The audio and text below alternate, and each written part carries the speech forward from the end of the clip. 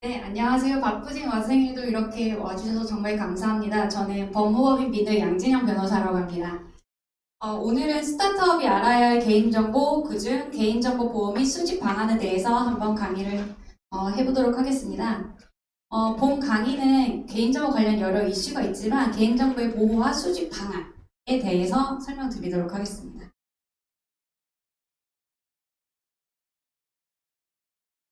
진행 순서입니다. 개인정보의 기본 개념, 개인정보의 수집 및 이용, 개인정보 제3자 제공과 위탁, 개인정보 보유 및 파기, 개인정보 주체의 권리 유출, 개인정보 보호 책임자의 지정, 개인정보 처리 방침의 작성, 개인정보 안전조치 의무를 순서대로 살펴보겠습니다.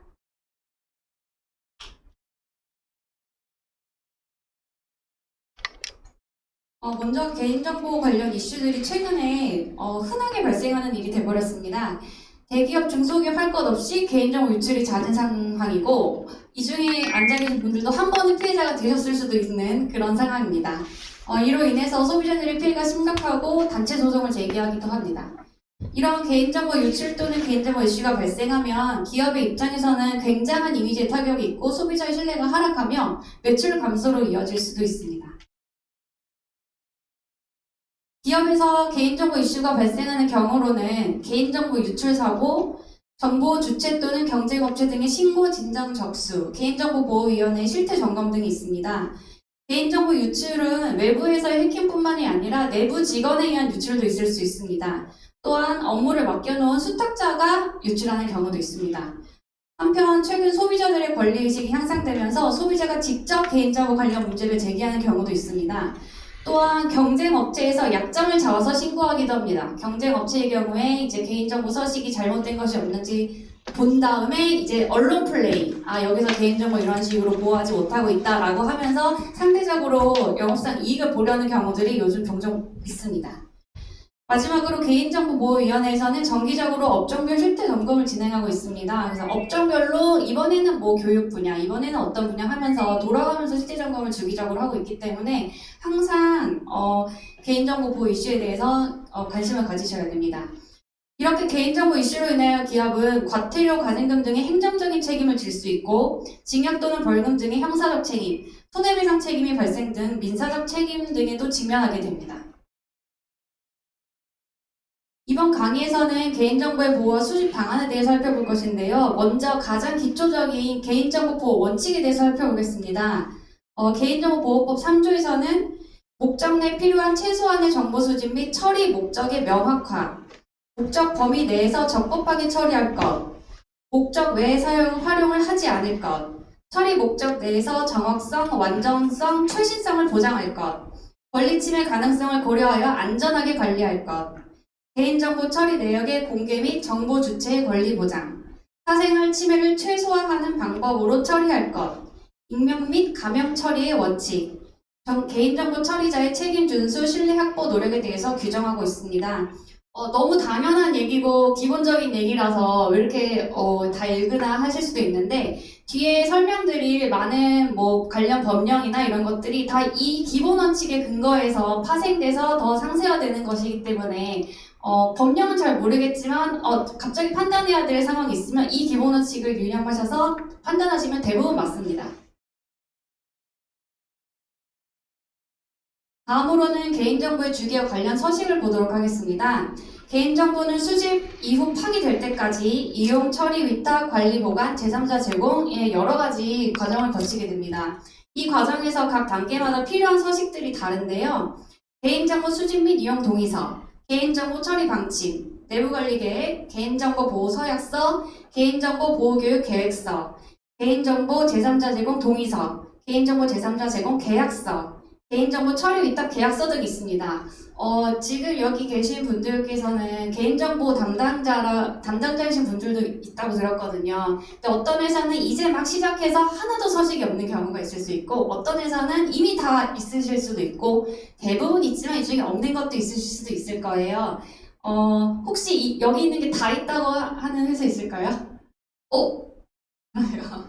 네, 굉장히 개인정보를 잘 보호하고 계신 가시는데, 있다고 해도 이 내용 중에서 어떤 부분이 또 잘못되었거나 최신 법령을 반영하지 못하거나 하는 수가 있거든요. 제가 지금 그 개인정보 관련 자문을 할 때에도 서식은 다 있으세요. 제목은 있어요. 그 문서에 제목은 있는데 그 안에 내용을 뜯어보면 이렇게 하면 안 되는데 하는 것들이 꽤 있거든요. 그래서 그런 것들을 이제 어떻게 하면 시정할 수 있는지를 말씀드리는 것이니까 뒤에 잘 주목해서 들어주시기 바랍니다. 관련 기관과 관련 법령은 생략하겠습니다. 그런데 이 중에서 행정규칙 부분을 좀 봐주시면요.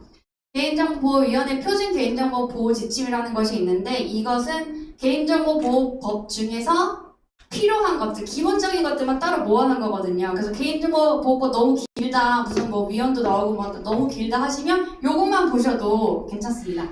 그리고 개인정보의 안전성 확보 조치 기준, 개인정보의 기술적 관리적 보호 조치 기준은 굉장히 많이 쓰이는 거고 이게 실태 점검이나 이럴 때 다 이것을 기준으로 하는 거기 때문에 요거는 해설서가 굉장히 잘 돼 있습니다. 그래서 해설서를 다운로드해서 한 번씩 꼭 보시는 게 좋을 것 같습니다. 어떤 회사는 개인정보의 안전성 확보 조치 기준이 적용되고 어떤 회사는 개인정보의 기술적 관리적 보호 조치 기준이 적용되는데요. 그것은 뒤에서 설명드리도록 하겠습니다. 개인정보의 개념입니다. 너무 많이 들어보셨을 것 같은데 한 번 더 보겠습니다. 개인정보란 살아있는 개인에 관한 정보로서 성명, 주민등록번호 및 영상 등을 통하여 개인을 알아볼 수 있는 정보를 뜻합니다. 또한 해당 정보만으로는 특정 개인을 알아볼 수 없다고 하더라도 다른 정보와 결합하여 알아볼 수 있는 정보도 개인정보에 해당합니다.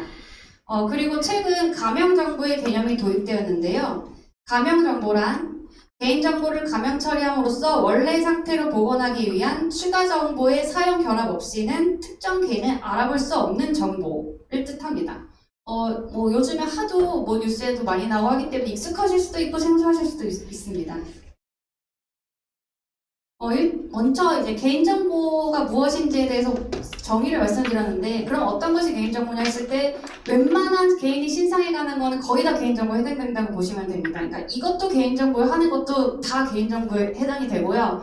오히려 저희가 알고 있는 정보 중에서 개인정보 해당 안 되는 거를 찾는 게 더 어려울 정도로 웬만한 거는 다 개인정보 해당된다고 보시면 됩니다. 뭐 소득정보, 신용정보, 부동산 정보, 교육, 병역, 근로, 법정 다 해당이 되고요. 앞에 있는 부분에 뭐 가족정보, 신체정보는 당연히 다 알고 계시는 거일 거고요. 사례를 보겠습니다. 서울중앙지방법원은 IMEI 국제모바일 단말기 인증번호, 유씨 밀란번호의 조합번호 등이 개인정보에 해당하는지 여부에 대해서 판단을 했습니다. 법원은 오늘날 정보의 진전에 따라 쉽게 결합할 수 없었던 정보들이 쉽게 결합해서 개인을 식별할 수 있는 자료로 적용되게 이르렀다. 기계적인 정보라고 해도 개인이 식별될 가능성이 크다면 개인정보로 보아야 한다라고 판단했습니다.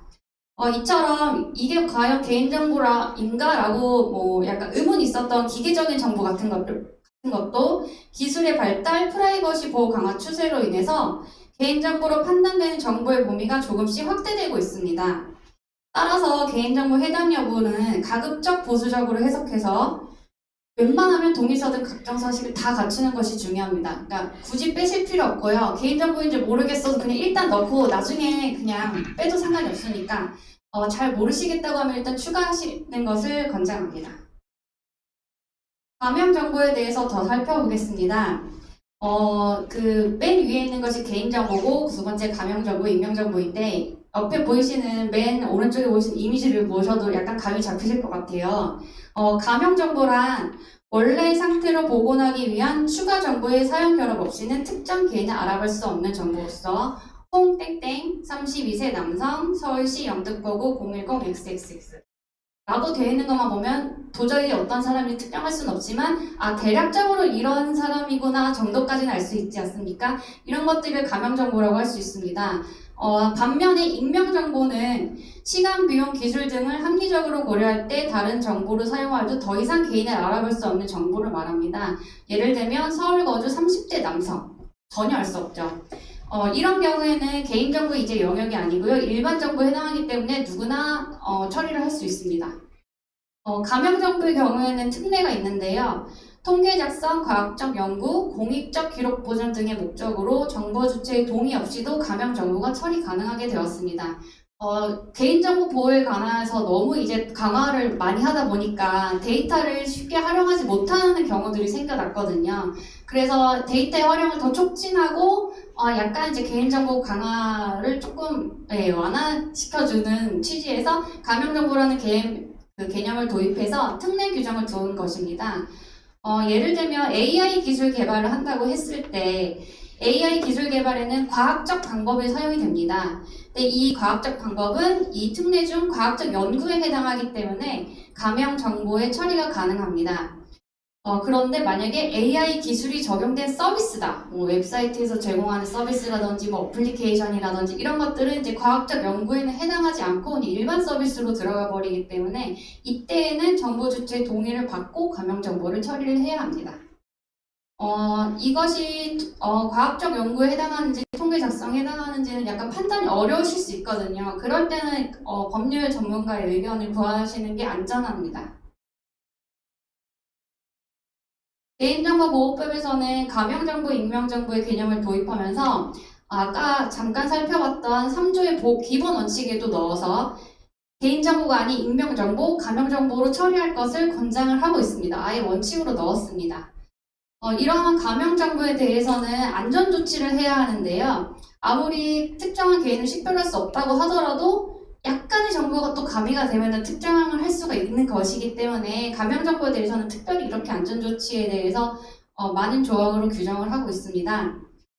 가명정보를 이용하여 정보 주체를 재식별해서는 안 되고 가명정보를 원상태로 복원하기 위한 추가 정보를 별도로 분리 보관 관리해야 됩니다. 분리 보관하지 않으면 합쳐지면 금방 특정되기 때문에 별도로 분리 보관 관리를 해야 하고요. 또한 가명 정보가 분실, 도난, 유출되지 않도록 기술적, 관리적, 물리적 조치를 취해야 하고 가명 정보의 처리 기록을 작성, 보관해야 합니다. 가명 정보는 특정 개인을 알아보기 위한 목적으로는 처리될 수 없습니다. 만약에 특정 개인을 알아볼 수 있는 정보가 생성된 경우에는 즉시 처리 중지, 회수, 파기해야 합니다. 지금까지 이제 일반 개념에 대해서 살펴보았고요. 앞으로 본격적으로 개인정보의 수집 및 이용에 대해서 살펴보도록 하겠습니다. 이 개인정보의 수집 및 이용에서 수집 방법에 대해서 상세하게 나오기 있기 때문에 이 장이 제일 중요하다고 하겠습니다. 개인정보의 수집, 사실 개인정보를 수집하는데 문제가 없으면 그 뒤에는 사실 크게 문제되는 건 없거든요. 다 수집 단계에서 수집 동의를 안 받았거나 방법이 틀렸던지 해서 문제가 발생하는 게 대부분입니다. 그래서 이제 개인정보 수집 비용은 법률에 규정된 대로 해야 되는데요. 먼저 개인정보의 개인정보 수집은 여기 그 15조 1항 각 호에 보시다시피 정보 주체의 동의를 받은 경우, 이 동의는 진짜 계속 나옵니다. 동의를 받은 경우, 다음으로 법률에 특별한 규정이 있거나 법령상 의무를 준수하기 위하여 불가피한 경우, 3호는 공공기관에만 적용되는 것이니까 제외하고요. 4호에 정보 주체와의 계약의 체결 및 이행을 위하여 불가피하게 필요한 경우 등에 수집할 수 있습니다. 5, 6호가 있긴 하지만 실무상으로 거의 문제되는 경우는 없기 때문에 그냥 참고로 보아주시면 되시겠습니다. 법률에 특별한 규정이 있는 경우에는 개별 법령의 규정이 있고요. 법령상 의무 준수를 위한 경우에는 예시를 그냥 참고로 보여주시면 되시겠습니다. 이 중에서 4호에 개인 계약의 체결 및 이행을 위하여 불가피하게 필요한 경우가 가장 많이 문제가 되고 질문도 많이 하시는 부분이기 때문에 이 부분 살펴보겠습니다. 계약의 체결이란 계약의 체결 그 자체뿐만 아니라 계약 체결을 위한 준비 단계, 교섭 단계를 다 포함합니다. 계약을 체결할 가능성이 있어서 미리 수집하여 놓은 뭐 상대방 회사의 업무 담당자의 이름, 연락처, 이메일, 전화번호 이런 것들이 이해해당할 수가 있고요. 다만 이 경우 계약이 미체결되었다, 파기되었다 하면 즉시 파기해야 합니다. 근데 의외로 계약 체결이 불발돼도 그거를 삭제하지 않고 그냥 그대로 가지고 계시는 경우가 많습니다. 계약의 이행이란 주된 의무의 이행과 부수 의무의 이행을 모두 포함합니다. 배송, 경품 발송, 포인트 지급을 위한 개인정보 수집은 다 계약의 이행을 위한 경우이기 때문에 동의 없이 수집이 가능합니다. 하지만 대부분의 기업에서는 이러한 경우에도 안전하게 개인정보 수집 및 이행 동의서를 받고 있습니다. 하지만 뭐 받지 않아도 법률상 문제는 없는 경우입니다.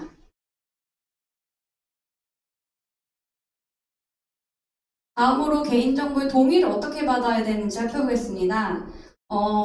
개인정보 동의를 받을 때에는 개인정보 수집 및 이용 목적, 수집하는 항목, 개인정보의 보유 및 이용 기간, 동의를 거부할 권리가 있다는 사실, 그리고 동의 거부에 따른 불이익이 있는 경우 불이익의 내용에 관해서 모두 다 알려야 됩니다. 이 중에서 하나라도 빠지면 형식을 갖추지 못한 것이고요. 전부 다 포함되어야지만 완전한 서식입니다.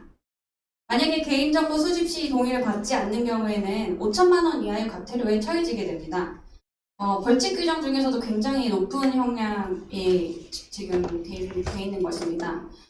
그리고 이미 공개된 정보의 경우에 그냥 수집해도 되지 않나? 라고 생각하실 수도 있는데요. 이미 공개된 정보의 경우에도 공개 내 정보 주체의 동의가 있었다고 인정되는 범위 내에서만 동의 없이 가능합니다. 만약에 업무 안내 등을 위하여 회사 홈페이지에 공개적으로 연락처를 기재를 해놓았는데 이거를 가져가서 마케팅이나 광고 목적으로 마음대로 쓴다. 그것은 공개된 정보 주체의 동의가 있었다고 보기 어렵기 때문에 불가능한 것입니다. 다음으로 정보통신 서비스 제공자에 대해서 특례가 있어서 보겠습니다. 웹사이트를 운영하시거나 플랫폼을 운영하시거나 아니면 어플리케이션을 운영하시는 경우, 이 경우들은 다 정보통신 서비스 제공자에 해당합니다. 정보통신 서비스 제공자의 경우에는 통신 서비스의 제공에 관한 계약을 이행하기 위해서 필요한 개인정보로서 경제적, 기술적인 사유로 통상적인 동의를 받는 것이 뚜렷하게 곤란한 경우, 통신 서비스의 제공에 따른 요금 정산을 위해서 필요한 경우, 다른 법률에 특별한 규정이 있는 경우에 동의 없이 이용자의 개인정보를 수집 및 이용할 수 있는 특례 규정이 있습니다. 이것도 이렇게 동의를 안 받고 수집할 수 있다고 되어 있지만 그래도 웬만하면 그냥 다 수집 및 이용 동의서를 받으셔서 수집하시는 것이 좋습니다. 이런 규정들은 나중에 수집할 때 동의가 없었지 않았냐라고 문제될 때 이 조항에 해당돼서 안 해도 됩니다 라고 사용하실 수 있는 거지 이거를 근거로 처음부터 수집하지 않으시는 것은 권장하지 않습니다. 다음으로 주민등록번호와 민감정보, 고유식별정보에 대해서 간단히 살펴보겠습니다. 주민등록번호는 정보 주체의 동의를 얻더라도 수집이 아예 불가능합니다. 법령의 근거가 있어야지만 수집이 가능하고요. 입사 지원하실 때, 입사 지원을 받으실 때 주민번호를 쓰라고 하는 경우들이 있거든요. 그러니까 예전부터 그렇게 해갖고 서식에 그냥 아무렇지도 않게 주민등록번호라고 써 있으니까 내는 사람도 그냥 써서 내고 받는 사람도 아무 생각 없이 받고 하는 경우들이 많이 있습니다. 그러나 입사 지원자의 주민등록번호는 법령상 근거 규정이 없는 것이기 때문에 원칙적으로는 수집이 불가능하십니다. 어떤 회사들에서는 입사 지원자들에 대해서 채용전 건강검진을 해야 된다. 그래서 주민등록번호를 수집해야 된다라고 하시는 경우들이 있습니다. 근데 그런 경우에도 가능하면 수집 주체를 병원 또는 건강검진 기관으로 하셔서 그쪽으로 바로 주민등록번호를 건네주도록 하시는 것이 좋고요. 수집을 하셔서 제공하는 형식으로 하는 거는 서식도 까다롭고 근거도 애매해지고 그렇습니다. 그리고 또 하나 말씀드릴 것이 이 처리 제한이라고 되어 있는데요. 수집 제한이 아니고요. 처리라는 것은 개인정보보호법상 수집, 저장, 보유, 이용, 제공 등 모든 과정을 다 처리라고 표현을 합니다. 그렇기 때문에 주민등록번호의 경우에도 수집할 때뿐만이 아니고 나중에 이용할 때도 근거가 있어야 되고 제3자에 제공할 때도 근거가 있어야 됩니다. 그래서 주민등록번호는 이 개인정보보호법상의 가장 까다로운 지위를 가지고 있는 정보입니다. 웬만해서는 수집 안 하시는 게 좋으시고요. 다음으로는 민감정보랑 고유식별 정보가 있는데요. 민감정보는 사상신념, 정치적 견해, 건강, 성생활 등 사생활에 관련된 정보는 거의 민감정보라고 보시면 되고 그 다음에 또 생체 바이오 정보도 민감정보에 해당합니다. 잘 모르시겠으면 왠지 이것이 밝혀지면 제가 불쾌한 기분이 든다 하면 대부분 민감정보에 해당합니다. 그리고 고유식별 정보는 주민등록번호, 여권번호, 운전면허 등록번호, 외국인 등록번호로 딱 정해져 있습니다.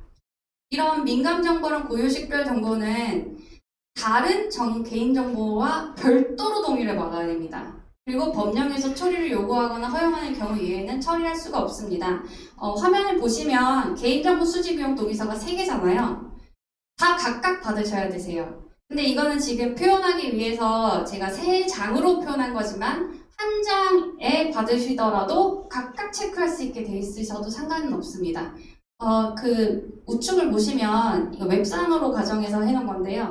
개인정보에도 동의함 동의하지 않음 있고, 민감정보에도 동의함 동의하지 않음 있고, 고유식별정보에도 동의함 동의하지 않음, 이렇게 각각 체크할 수 있도록 해 놓으셔야 됩니다. 그리고 민감정보와 고유식별정보는 중요한 정보이기 때문에 분실, 도난, 유출, 위조, 변조, 훼손되지 않도록 안전성 확보에 필요한 조치를 전부 취해야 합니다. 이제부터 형식적인 면을 설명을 드리겠습니다. 네. 그냥 동의 받으면 되지 않을까라고 생각하시는데 의외로 굉장히 또 많은 기준들이 있거든요. 그래서 하나하나 살펴보겠습니다. 동의 내용은 서면, 전화, 인터넷, 앱, 전자우편 등 여러 가지 일반적인 방법으로 평이한 언어로 누구나 쉽게 이해할 수 있도록 해야 하고요. 음성의 경우로 받을 때에는 너무 빨리 얘기하면 안 되고 일상 대화 속도로 알려서 이해할 수 있게 해야 합니다. 그리고 동의 의사의 확인은 서면으로 받는 경우에 서명 날인, 그 다음에 전화는 음성, 그 다음에 앱이나 전자우편 등에는 동의함을 표시할 수 있게 클릭할 수 있는 체크란을 만든다든지 하여 적극적인 동작이나 진술을 통해 정말 정보 주체가 동의를 했다, 이거를 확인할 수 있을 정도로 하셔야 됩니다.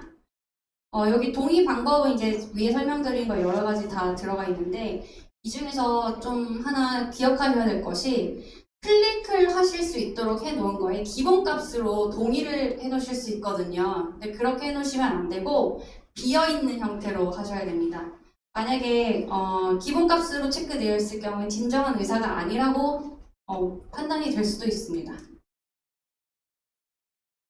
그리고 동의서에는 동의가 필요한 사항과 동의가 불필요한 사항을 구분하셔야 됩니다. 동의가 불필요한 개인정보의 경우에도 동의가 불필요하니까 그냥 막 수집하시면 안 되고요. 동의가 왜 불필요한지 처리 근거와 관련된 개인정보의 항목, 목적 처리 근거 이런 것을 다 명시를 해야 됩니다. 그리고 정보 주체에게 동의 여부에 대한 실질적인 선택권을 보장해야 됩니다. 만약에 필수 정보가 아닌 선택 정보 같은 경우에는 선택하지 않을 수 있는 가능성을 열어두어야 됩니다.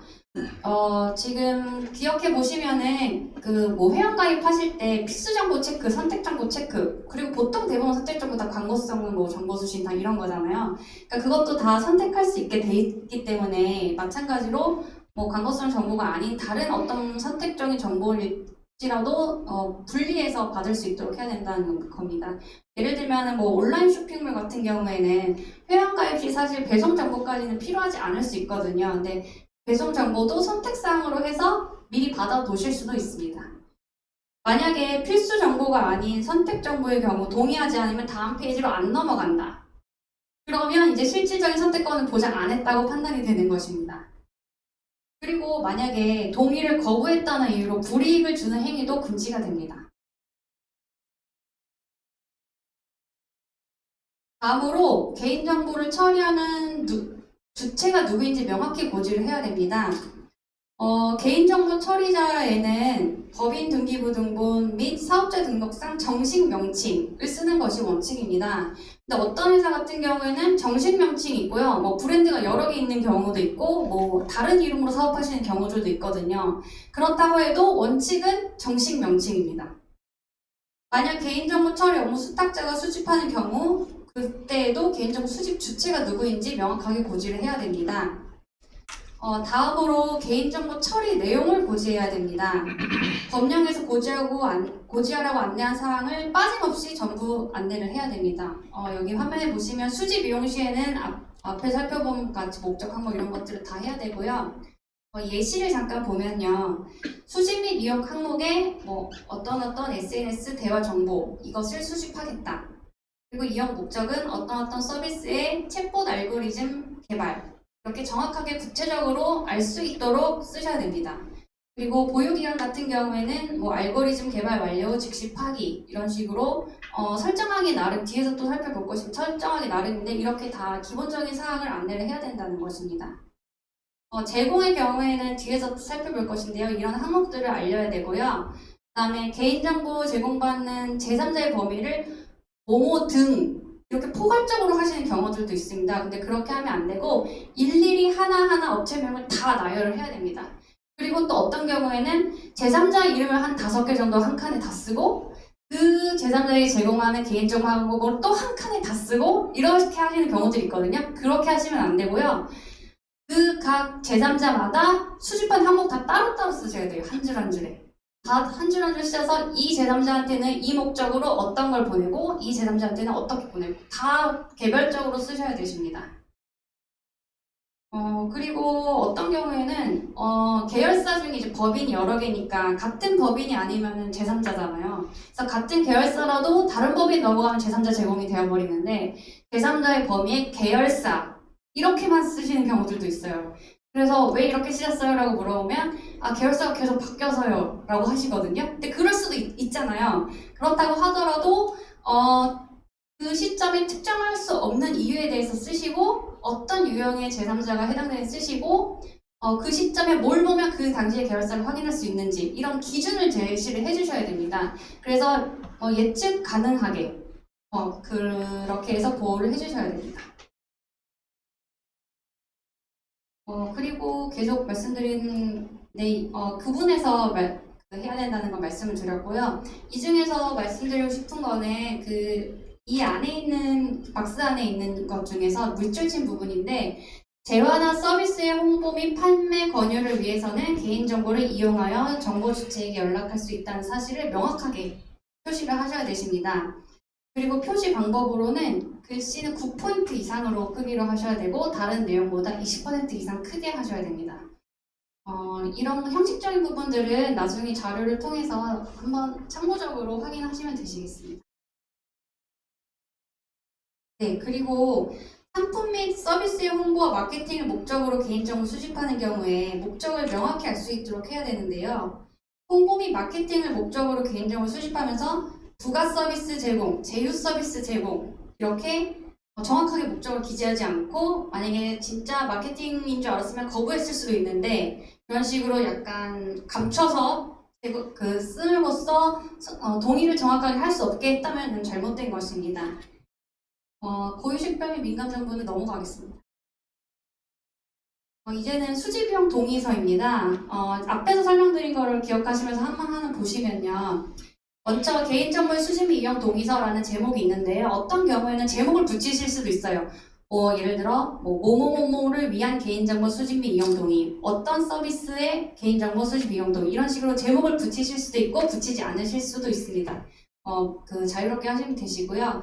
그 다음에 수집 목적, 수집 항목, 보유 및 이용 기간을 각각 구분해서 나열하셔야 되시고요. 그 다음에 동의하지 않을 권리가 있고 만약에 동의하지 않으면 어떤 서비스가 제한될 수 있는지 불이익을 쓰시면 되십니다. 그리고 동의합니다, 동의하지 않습니다의 기본값으로 동의 체크하지 않고 자유롭게 선택할 수 있도록 하시면 되시고요. 그 다음에 마케팅 및 광고 활용 동의는 반드시 구분해서 동의를 받으셔야 됩니다. 어떤 경우에는 불이익이 뭔지 모르겠다 하시는 경우도 있거든요. 이거 거부한다고 해서 무슨 불이익이 없는 것 같은데요 라고 하실 수 있는데 이 서비스 제공을 받지 못할 수 있는 불이익이 있습니다. 이 정도로만 일반적으로만 쓰셔도 충분합니다. 만약에 구체적인 진짜 불이익이 있다면 그렇게 쓰시면 되시고요.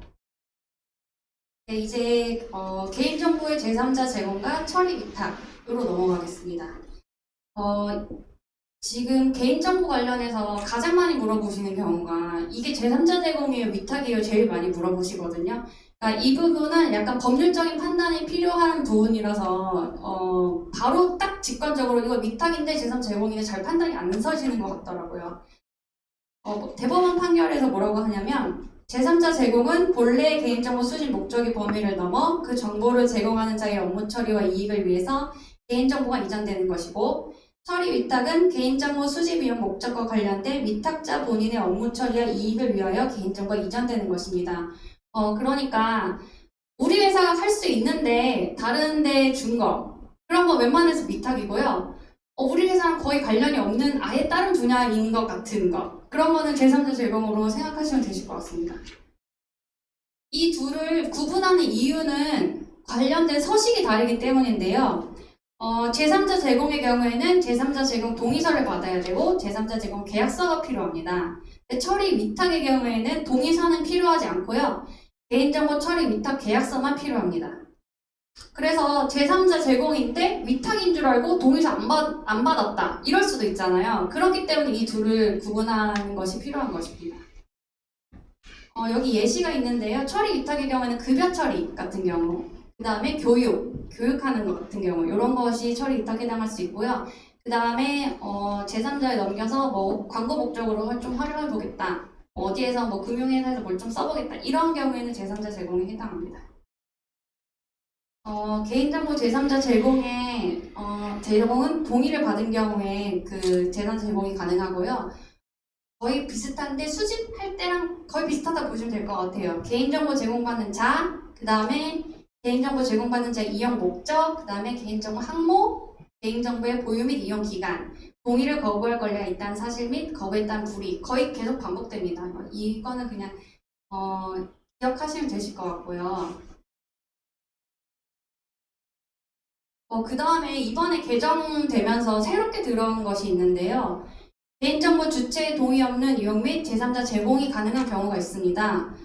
개인정보보호법 시행령 14조의 2의 구체적인 그 기준이 있는데 당초 수집 목적과 관련성이 있는 경우 개인정보를 수집한 정황 또는 처리 관행에 비추어 개인정보의 추가적인 이용 또는 제공에 대한 예측 가능성이 있는지 여부 개인 정보 주체의 이익을 부당하게 침해하는지 여부 감염 처리 또는 암호화 등 안정성 확보에 필요한 조치를 다하였는지 여부 이렇게 이 기준을 통해서 동의 없이도 제3자 제공이 가능하도록 해놓았습니다.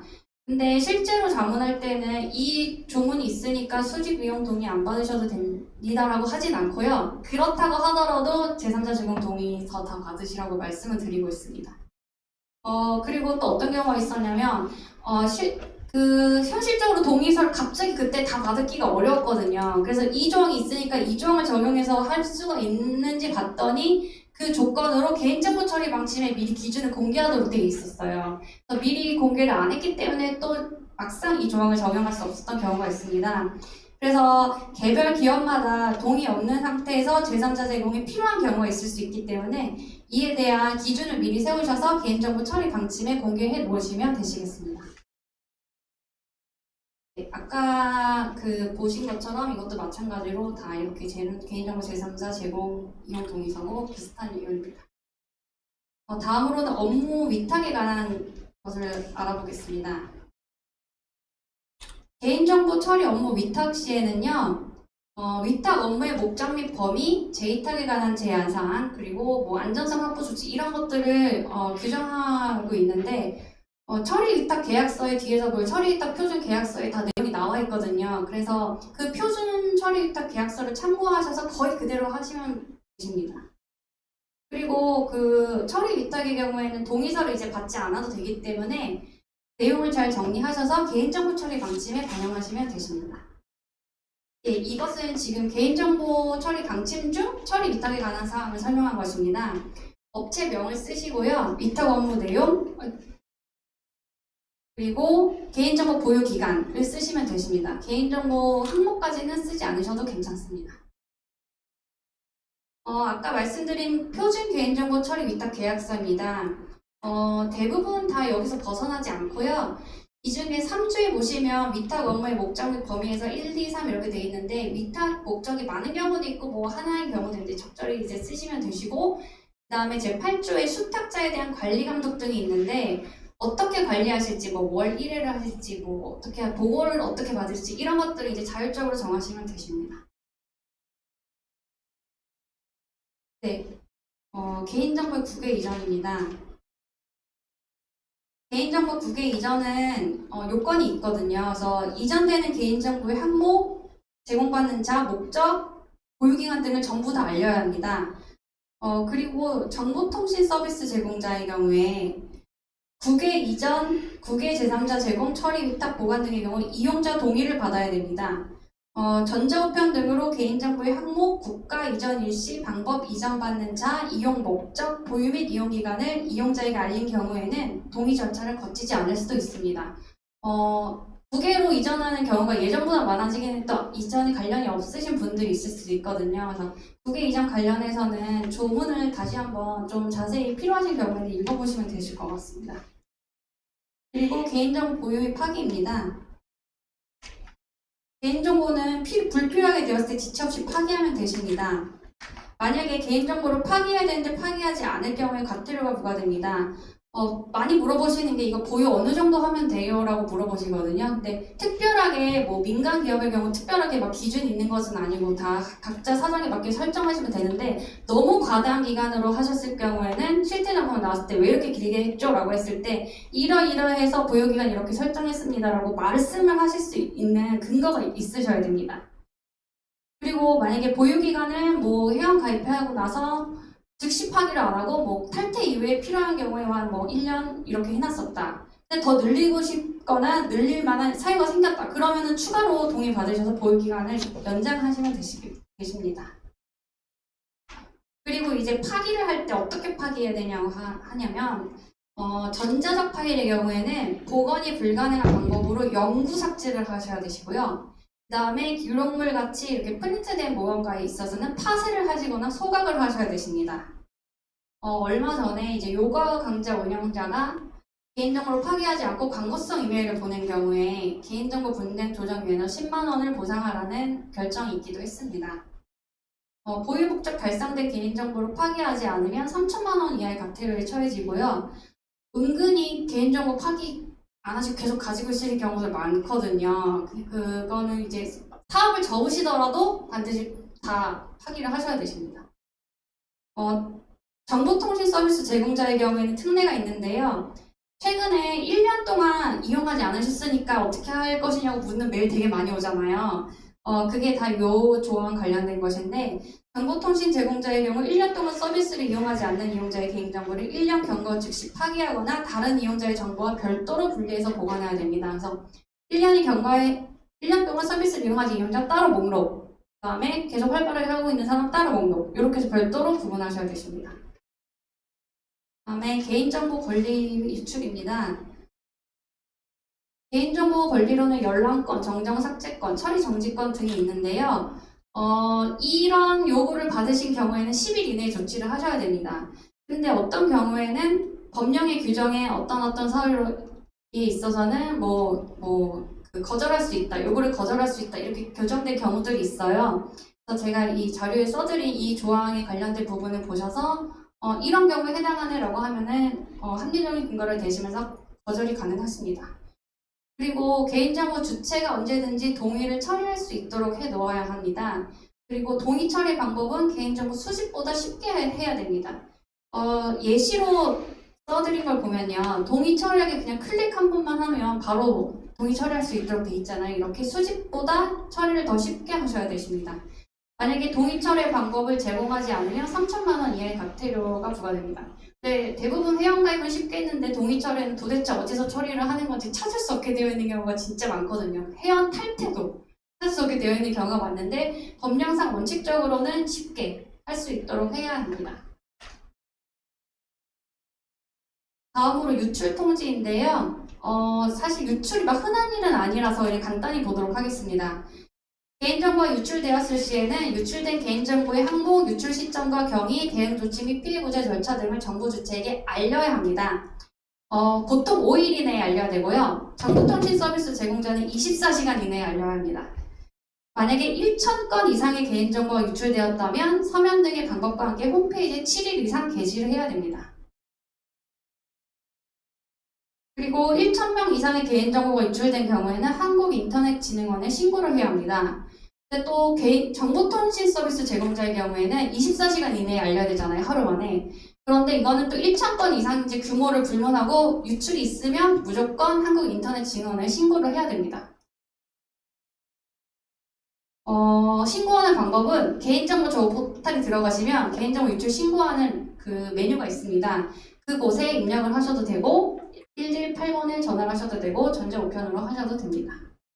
근데 개인정보 유출이 있다고 해서 잘 신고 안 하시거든요. 왜냐하면 신고하면 또 뭔가 또 불이익이 있거나 더 파고 들어올까봐 이거 그냥 신고 안 하면 안 되나라고 하시는 경우들도 많이 있어요. 근데 그래도 원칙적으로는 신고를 하셔야 됩니다. 다음으로 개인정보 보호 책임자의 지정입니다. 개인정보 책임자의 지정에 대해서 법률에서 규정을 하면서 이러이러한 업무를 하는 사람이다라고 하고 있습니다. 네, 지금 여기 계신 분들도 아마 개인정보 보호 책임자이실 수 있을 것 같은데요. 개인정보 보호 책임자는 사실 남이 하려 한다 그러면 아 별일 안 생길 거야 라고 생각하지만 나한테 하라고 하면 굉장히 부담스러운 그런 업무거든요.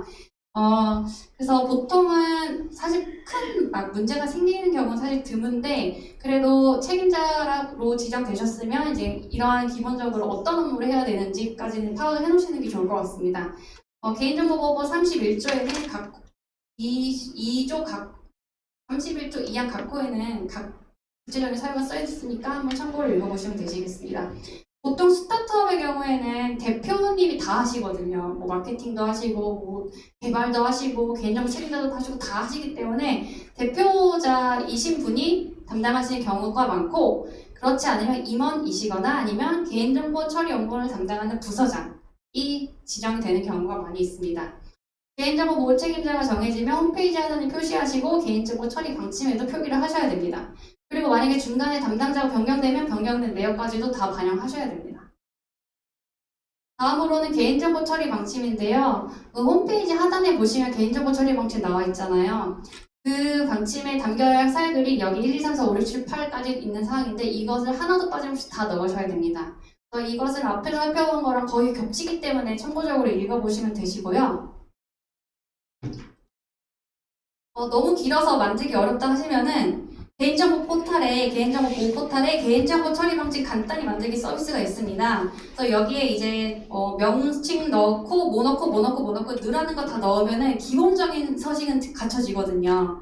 그러면은 그거를 이용하시면 되시는데 이제 디테일한 부분은 약간 떨어져요. 그러면 그거는 직접 작성하시거나 아니면은 뭐 법률가의 도움을 받으셔서 작성하시면 되십니다.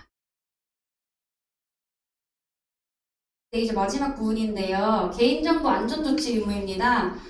개인정보 안전조치 의무는 사실 법령 관련됐다기보다는 약간 좀 기술적인 부분들이 좀 많이 있어서 간단하게 이런 것들에 대한 이슈가 있다라는 것만 언급드리는 식으로 넘어가도록 하겠습니다. 먼저 안전조치 의무에 대해서 개인정보법에서는 안전성 확보에 필요한 기술적 관리적 및 물리적 조치를 하여야 한다라고 규정하고 있고 시행령 30조에서 개인정보 안전성 확보 조치에 대해서 말하고 있고요. 뒤에 잠깐 보시면 또 48조 2에서 개인정보 안전성 확보 조치에 관한 특례로서 정보통신 서비스 제공자에 대해서 따로 규정을 하고 있습니다.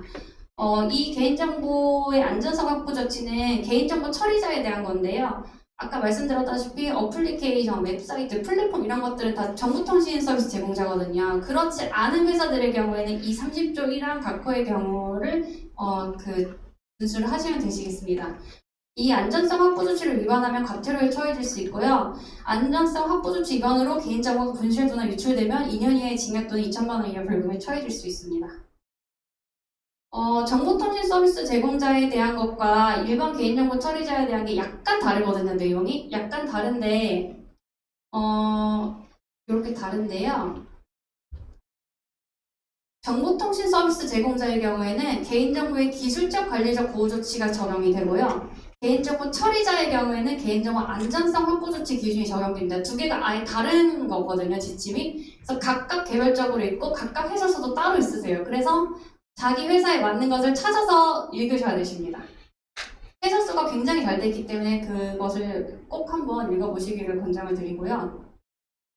개인정보 안전성 확보 조치 기준에 대해서도 일률적으로 적용되는 게 아니고 유형을 1, 2, 3으로 나눠서 회사의 규모에 따라서 적용되는 조항이 또 각각 틀립니다. 그래서 우리 회사가 유형 1인지, 2인지, 3인지 확인을 하셔서 그거에 맞는 것을 준수를 하시면 되시겠습니다. 기준은요. 개인정보를 1만 명 미만으로 가지고 있는지, 100만 명 미만으로 가지고 있는지 뭐 이런 식으로 개인정보 보유 숫자 그 기준으로 이런 것들을 기준으로 해서 나뉘어져 있습니다. 이거에 해당하는 거에 대해서 맞춰서 보시면 되시고 앞으로 소개해드릴 거는 그냥 완전 기본이라서 이런 게 있다라고 하는 정도로 살펴보겠습니다. 먼저 그 첫 번째 그 각종 서식 말씀드릴 때 내부 관리 계획이 있었는데요. 내부 관리 계획을 수립 시행해야 되는데 이게 은근히 없으신 분 회사들이 많이 있어요. 그러니까 개인정보 처리 방침 있으신데 내부 관리 계획 있으세요? 라고 하면은 그런 거 없는데요? 라고 하시는 경우들이 있거든요. 내부 관리 계획도 반드시 만드셔야 되시고 내부 관리 계획 안에는 이렇게 각 호에 있는 여러 사항들이 다 포함이 되어야 됩니다. 근데 이 중에서 하나 볼 것이 3호에 교육에 관한 사항이 있는데 개인정보도 교육을 해야 되거든요. 그 개인정보 교육 계획을 수립하고 정기적인 교육을 실시를 해야지 나중에 예를 들어 실태 점검이 나왔을 때 뭐라도 하나 문제가 있으면 약간 참작이 될 수 있는 그런 사유가 있습니다. 그래서 월 1회라든지 두 달에 한 번이라든지 어떤 식으로든 정기적으로 개인정보 교육을 실시하시고 교육을 만약에 처음 실시하시는데 만약에 개인정보 보호 사역서가 없다 그러면 그때 다 한꺼번에 받으시고 이런 식으로 하시면 되시겠습니다. 그리고 접근 권한의 관리인데요. 개인정보 처리 시스템에 모든 직원이 접속할 수 있도록 해서는 안 되고 꼭 접근해야 하는 사람에 대해서 차등적으로 접근 권한을 부여해야 합니다. 그리고 비밀번호 작성 규칙을 수립해서 일정 횟수 이상 비밀번호를 잘못 입력한 경우에는 접근을 제한할 것을 규정하고 있습니다. 다음으로 안전성 확보 조치 중 접근 통제입니다. 접근 통제는 정보통신망을 통해 개인정보 처리 시스템 접속하는 경우 안전한 접속 수단과 인증 수단을 적용해야 한다는 것입니다. 개인정보 취급자가 일정 시간 이상 업무 처리를 하지 않는 경우 자동적으로 시스템 접속이 차단되도록 해야 됩니다. 여기 그림을 보시면 20분 정해놨잖아요. 근데 20분 동안 뭔가 접속이 없으면 바로 차단이 될 수 있도록 이렇게 설정을 해놓으셔야 되는데 이것도 사실 설정 안 해놓으신 회사들이 많이 있거든요. 그리고 이 접근 통제 중에서 연 1회 취약점을 점검해야 된다는 그런 그 규정이 있습니다. 근데 한국인터넷진흥원에서 중소기업의 웹 취약점 점검 서비스를 제공을 하고 있습니다. 그래서 이 서비스를 들어가셔서 이용하시면 되시겠습니다. 그리고 개인정보의 암호화인데요.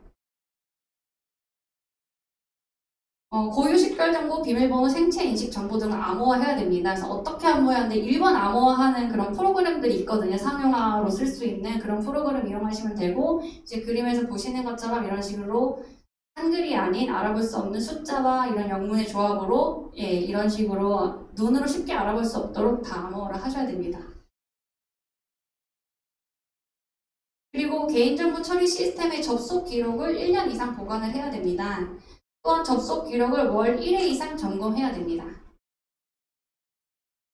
이런 것들은 형사적으로 만약에 개인정보 유출이 발생했을 때 제출하라고 하거든요. 이런 기록들을 내야 될 수도 있는 그런 경우들이 있어요. 근데 대부분 있어요. 다. 대부분 있으시기 때문에 이거는 기록이 남으시기 때문에 있으신데 1년 이상 보관 관리하셔야 된다는 점을 기억하셔야 되시겠습니다. 그리고 그 외에도 악성 프로그램 방지할 수 있는 백신 소프트웨어 등을 설치 운영해야 되고 온라인 이외 오프라인에서도 개인정보 관련 서류들이 유출되지 않도록 출입을 통제한다든지 잠금 장치를 해놓는다든지 어떻게 하는 식으로 마음대로 아무나 열어볼 수 없도록 하셔야 되고 아무나 육안으로 금방 확인할 수 없도록 조치를 취하셔야 됩니다. 지금 강의는 이제 다 되었고요. 지금까지 설명드린 예를 들어 개인정보 수집 방법이라든지 파기 방법, 보유기간 설정 이런 것들이 잘 되어 있는지 일일이 체크로 확인을 하고 싶으신 경우에는 자가진단을 하실 수 있는데요. 개인정보 보호 포털에서 개인정보 보호 자가진단 서비스를 운영을 하고 있습니다. 자율적으로 체크하실 수 있도록 하는 거고 이것도 부족하신 경우에는 개인정보 컨설팅을 받으십니다. 제가 이러한 법인에서도 개인정보 컨설팅을 의뢰를 하시면은 이제 개인정보 흐름이 어떻게 되는지 동의서식 다 갖췄는지 기간 같은 거 다 맞춰져 있는지 이런 것 다 확인해 드리거든요. 개인정보 자가진단 서비스에 구체적으로 들어가면은 이렇게 하나하나 예안이어로 체크할 수 있게 되어 있고요. 그 다음에 각각의 질문에 대해서 참고 자료가 옆에 붙어 있어서 이 질문 뭔지 모르겠다 하시면 참고로 하셔서 다 확인하실 수 있게 되어 있습니다. 한번 기회가 되시면 해보시면 좋을 것 같습니다. 마지막으로 이제 모든 강의가 끝났고요. 마지막으로 AI 사업을 만약에 한다고 쳤을 때 어떤 것들을 체크를 해야 될 것인지에 대해서 예시로서 이렇게 설명을 돼 있는 것입니다. 제가 인공지능과 개인정보 보호라는 개인정보보호위원회 한국인터넷진흥원의 그 강의 자료에서 발췌를 해서 온 거고요. 여기 있는 것을 하나하나 보시면은 지금까지 설명드린 내용이 다 들어가 있거든요. 그래서 요거를 하나하나 확인하시면서 내가 개인정보 취급자에 대해서 권리감독 정기교육을 실시하고 있는지 이런 거 체크하시면 되실 것 같고요. 그 다음에 여기 AI 사업이라고 되어 있지만 사실 이게 모든 사업이랑 다 적용 가능한 거거든요. 그래서 어떤 사업을 하시던 다 이 체크리스트 안에 한 번씩 확인해 보시고 부족한 부분을 발견하시면 되시겠습니다. 네, 강의가 끝났습니다. 네, 집중해서 잘 들어주셔서 감사합니다. 혹시 질문이 있으시면 질문해 주시기 바랍니다. 네, 저희 온오프라인 질문을 저희가 받으려고 하는데요. 온라인 참가자 같은 경우에 유튜브 댓글로 남겨주시면 제가 드리겠습니다. 우선 오프라인부터 좀 질문이 혹시 있으시면 질문 있으시죠? 따로 없으실 것 같아서 온라인에 지금 2개 들어온 게 있습니다. 써니 버니님부터 저희 회사에서는 강사료 지급할 때 원천세 징수를 해서 주민번호를 수집합니다. 그것도 불법. 아니요, 여기 지금 원천징수 같이 이거는 다 그 금액을 지급할 때는 검령의 근거 규정이 있는 거거든요. 예, 다른 것도 다 그렇게 하고 있기 때문에. 네. 예, 여기 지금 또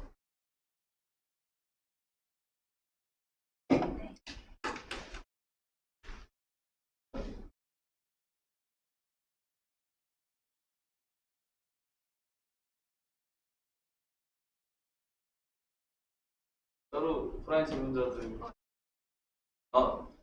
잠시만 기다려주세요. 예, 여기 지금 보시면은 여기 그 주민번호 수집하는 예시 중에서 이렇게 되어 있는 부분들이 있거든요. 여기에 해당하시기 때문에 법령상 근거가 이시 수집하는 것이고 그런 금원 지급하는 부분들은 사실은 세무사님들이 더 잘하시고 그렇기 때문에 사실 문제가 있는 경우는 사실 드뭅니다.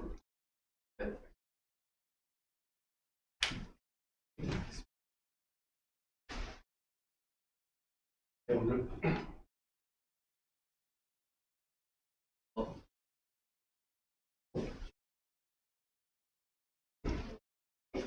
네, 안녕하세요. 육성으로 해주셔서. 예. 오늘 발표가 너무 잘 되었고요. 좀 하기 쉽게 설명해 주세요. 보고 싶은 거 일단은 예를 들어서 저희 회사 같은 경우에 이메일이나 이런 거를 공지하기 위해서 개인정보 말고 그러니까 개인정보라고 하는 흔히 이름이나 또 전화번호 이런 거 말고 이메일 주소만 적고 거기에 그냥 서브스크라이브 누르면 이메일 수집이 되거든요. 그 개인인지 파악할 수는 없지만 이메일 정보를 저희가 받고 나중에 그거를 공지사항 같은 게 있는데 그 이메일에다가 이제 하려고 하는데 이런 경우도 개인정보라고 하고 처리 감침을 공지한다는 걸 받아야 돼요. 네, 이메일도 당연히 개인정보에 해당하시고요. 지금 그 외부에서 수집하는 경우 아니고 회사 지간 내부를 말씀하시는 거죠.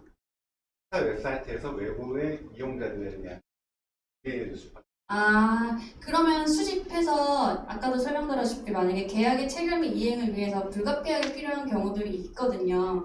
그런 경우에 만약에 해당된다면은 본인 개인정보 주체가 자기가 입력해서 넣은 거잖아요. 어떤 정보나 소식을 듣기 위해서. 그러면 문제가 없으실 수도 있는데 사실 그럴 때도 가능하면 수집 및 이용 동의를 받으시는 것이 좋습니다. 만약에 수집하실 때 그런 뭐랄까 그 보유기간이나 이런 걸 명시를 안 하셨으면 수집 목적이 끝나면 즉시 파기하셔야 되는데 만약에 수집하실 때 그런 수집 동의서를 통해서 보유기간을 명시하셨으면 이제 일정 정도 가지고 있으실 수 있으시겠죠. 네, 그런 차이가 있을 것 같습니다. 네. 하나만 더 여쭤보겠습니다. 그 회사 같은 경우 이제 그 처음에 입사하거나 아니면 재직할 때 들어올 때 이제 보통 사원들 사무증이나 이런 걸 수집하는데 저희 회사 같은 경우는 최근에 그 승차 인식으로 했거든요. 그래서 사원들한테 이제 그냥 이제 한 명씩 차례대로 와가지고 홍채를 등록을 하면 들어올 때 출입할 때 홍채를 인식해서 따로 이 생체 바이오 정보에 대한 수집 동의서는 받지 그럴 경우에도 받아야 되는 거죠.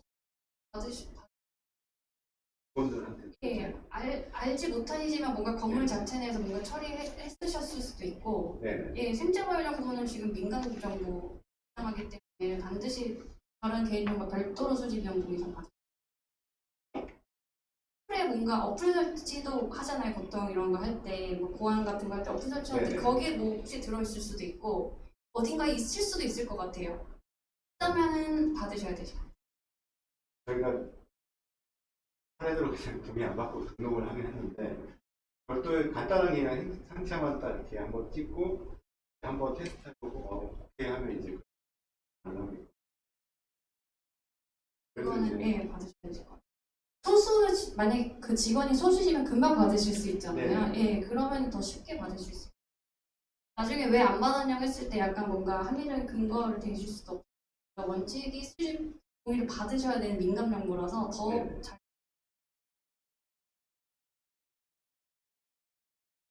예. 감사합니다. 제 질문은 일단 예를 들면 구급 업체의 직원들의 정보를 활용해서 수급 업체가 어떤 서비스를 그 구급 업체 직원들의 개인 정보를 하는 주체가 그 도급 업체가 돼야 되는 구급 업체에서 개인 정보를 하는 당사자가 되는. 용역 서비스잖아요. 네네. 그러니까 용역하는 사람이 주체인 것 같아요. 수급 업체. 무슨 거예요? 도급 수급이? 예를 들면 음성 데이터 활용해서 그러니까 수급 업체의 직원들의 음성 데이터를 네. 수급 업체에서 그 음성 데이터를 활용해서 그러면 도급이에요. 근데 그게 위탁 이런 거 아니고 아예 다른 걸 주는 거예요? 아예 딱 합성해서 새로 만든 거예요. 그 주된 업무를 하는 주체 자체가 그 뭔가를 만들어주는 그 업체가 수집하는 게 더 맞을 것 같아요. 그럼 예. 제3자 제공 방식이 아니라 예, 그냥 바로 예, 그 업체가 수집을 해서 자기들이 하는 그게 더 맞을 것 같은데 네. 사실은 제3자 제공으로 하시는 경우들도 있어요. 네. 그 동의서만 받으면 되니까. 그러니까 그거는 더 실무적으로 편하신 걸 선택하시면 되실 것 같아요. 그럼 어느 방향으로 가든 크게 문제는 예, 없다. 그리고 제가 지금 간단히 들어서 딱 판단이 안 되는데 뭔가 뭐를 자세히 보면 더 명확할 것 같아요. 어느 쪽이 더 맞는지에 대해서. 예. 근데 어쨌든 제3자 제공으로 하던 그 업체가 수집하는 걸로 하던 동의가 확실하게 있으면 상관은 없을 것 같아요. 동의가 누락된 것만 없으면. 혹시 오프라인 추가 질의가 문제여서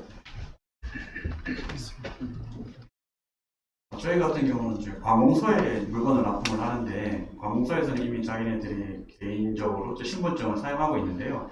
신분증의 정보를 가지고 저희 제품에다가 로그인을 해서 신분증에 NF, RFID 이런 통신을 이용해서 신분 정보를 가지고 와서 그 신분 정보에 따라서 저희 제품을 쓸 수 있게끔 하게 되는 경우에 그 기관에서는 저희한테 또 개인정보가 와줘야 되니까 또 제3자 동의서 같은 거를 추가적으로 그 기관에서 해야 되는 건지 좀 궁금해가지고요.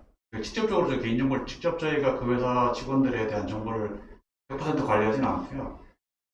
그 보유기관인 발전소든 기타 공공기관에서 이런 데서 이미 받았을 거잖아요. 그 신분증을 발행하기 위해서 그 정보를 저희가 다시 받아와서 뭔가를 저희 걸 쓰려고 할 때 보고 있는 정보를 쓰려고 하는. 시스템이에요? 시스템 같은 거예요? 네네. 그럼 위탁인 경우가 있을 것 같은데요. 네네네. 예. 그러면 그건 저희가 받아야 되는데. 출입이나 뭐에 관련된 것이라면 위탁이 네네. 수탁하신 거죠. 아니 저희가 이미 수집한 정보들을 그 네. 프로그램이나 어떤 걸 이용하기 위해서 받으신다는 거잖아요. 네네네. 예, 그러니까 그 프로그램 만드셨다는 거고. 네네. 그러면 위탁으로 봐야 될 것 같은데요. 그러면 이제 그 위탁을 한다고 그 메인 기관에서 뭔가 서류를 더 해야 되는 건지 아니면 저희가 뭔가 그 기관에다가 써달라고 하셔도 되고요. 네. 거기서 요구하면 써주셔도 되고요. 그럼 그 정보를 저희가 서명한 서류는 그 기관이 갖고 있어야 되는 거죠? 둘 다 가지고 있어야 되잖아요. 둘 다 갖고 있어야 되는 예, 거예요? 예. 계약 사항에 대한 거니까 네. 위탁자, 수탁자 둘 다 가지고 계셔야 되죠. 근데 의외로 관공서들도 없는 경우가 되게 많더라고요. 이런 서식들이 네. 딱 동의서는 있는데 예전 같은 경우에 동의서가 필요할 때 동의서는 있는데 계약서는 없고 뭐 이런 경우들이 꽤 있더라고요. 그러니까 인지 못하고 있으실 수도 있을 것 같아요. 필요하면은 계약서를 뭐라도 네. 써놓으시는 게 좋을 것 같습니다. 네네. 알겠습니다. 감사합니다. 네, 추가 질의 있으실까요? 오프라인에서? 없으신 걸로 알고 저희가 Q&A가 8분이 남았습니다. 근데 온라인으로 질문이 들어온 게 3건이 있어서 시간 되는 대로 한번 해보겠습니다. NY킴님께서 개인정보 보호 책임자의 지정 요건에 대해서 좀 더 상세하게 설명해 주시면 좋을 것 같아요. 민간의 경우에는 네. 특별히 막 제한이 있는 거 아니고 공공기관 같은 경우에는 공공기관이실까요? 따로 밝히시진 않으셨어요? 분명에 그 지정 요건에 대해서 상세하게 되어 있는 부분이 있거든요. 제가 기준 예. 요건이 민간은 특별히 뭐 따로 지정하시면 되지.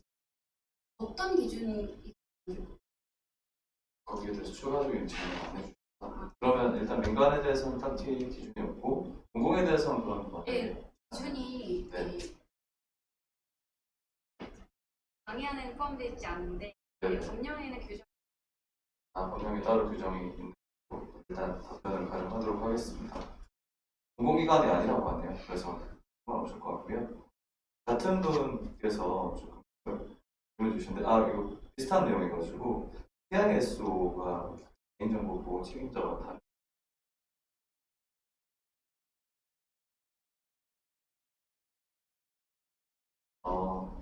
따로 확인이 되는 용어는 아닌 것 같아서 다음 질문으로 넘어가도록 하겠습니다. 이것도 조금 약간 외교 같긴 한데 ISMS/P 혹시 아시나요? 인증에 있어서 ISMS와 ISMS/P의 유형의 선택에 관한 강행 규정이 있는지. 인증 절차는 굉장히 기술적인 면이라서 사실 제가 그 부분까지 막 디테일하게 알지는 못하고요. 예. 개인정보 보호 포털 들어가시면 그 절차 관련해서도 상세하게 안내돼 있거든요. 유형별로. 네. 거기서 다시 인터넷 진흥원에서 진행하시는 거기 때문에 네. 그 설명을 읽어보시면 되실 것 같아요. 인터넷진흥원 개인정보 포털 쪽으로 접속하셔서 내용 해보시면 될 것 같습니다. 마지막 질문입니다. 개인정보 처리 업무 위탁 계약서의 경우 손해배상액의 약정인 개보법이나 망법 등의 강행 규정을 위반할 소지가 있는지. 약정하실 수 대부분 다 특별히 안 하세요. 네네. 너무 그렇다고 과다하게 하신다든지 네네. 위탁해서 문제 발생하는 경우에 손해배상 측정이 사실 어렵거든요. 그래서 특정한 금액으로 하시려고 하실 수 있을 것 같아요. 예. 그리고 개인정보보호법에 지금 손해배상 규정에 그 개인정보 유출이나 이런 걸로 손해가 발생한 경우에 그 손해배상 법정 손해배상 하는 규정들이 있거든요. 네. 뭐 예를 들어 300만 원 이하에서 뭐 얼마를 준다 뭐 이런 제가 이번 강의에서는 이제 수집 방안이라서 뺐는데 그런 조항들이 따로 있습니다. 손해배상 금액을 책정하는. 네, 알겠습니다. 이 정도면 답변이 된 것 같아서 Q&A 세션도 이 정도로 마무리하겠습니다. 변호사님께 박수 한번 부탁드리겠습니다.